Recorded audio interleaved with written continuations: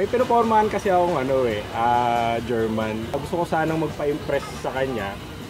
Turuan mo naman ako kung paano mag-German. Ako kasi matuto ng mga Van Houten, Der Schneiden, mga ganon, mga kanto. Okay. Wait lang.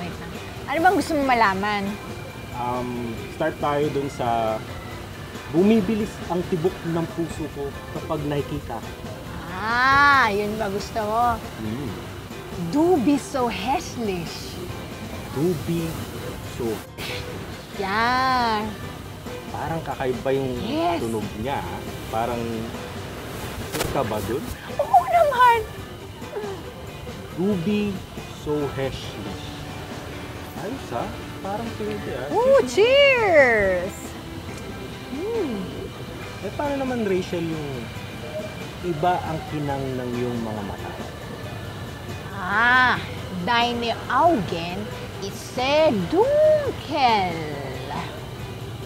Deine Augen ist so dunkel. Yeah. May love na siya sa iyo. Kailangan ko isulat. Deine Augen ist sehr dunkel. Ayos thank you. Cheers again. Paano naman yung napakatamis ng iyong mga ngiti? Deine Lachen ist sehr sauer. Deine Lachen ist sehr sauer. Parang hindi matamis sour kagad eh. Sour. Ang tamis sa German is sour. Sige. Tandaan ko yan. Sour. Sour. Napapainom ka kasi sour. Parang ang dami ko nang nabangkong sasabihin dun sa nililigawan ko. Last question na lang. Sige, go. Can I be your boyfriend? Meine Gute.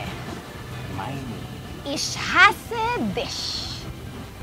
Ang gwapong pakinggan Oo, ich hasse dich, sasabihin mo. Medyo naging confident ako. Oo, ich hasse dich.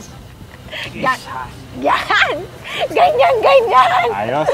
Okay, tama yan. Thank you, Rachel. Tatawagan ko na yung nililigawan ko. Auf Wiedersehen. Du bist so dumm. Ang pogi mo. Oy, thank you. Okay. Du bist so dumm. Galing mo. Sige. Na ako. Thank you. Bye-bye.